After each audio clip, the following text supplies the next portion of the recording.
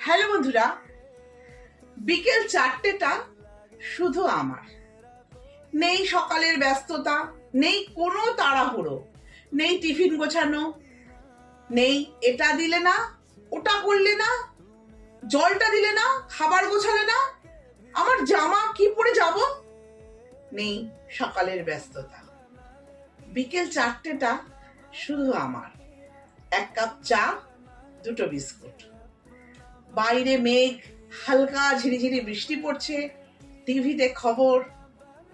বিকেল 4টেটা শুধুই আমার। 1 কাপ চা, 2টো বিস্কুট। নেই কোনো টেনশন, নেই রান্না, নেই ঘর গোছানো, নেই কোনো ব্যস্ততা।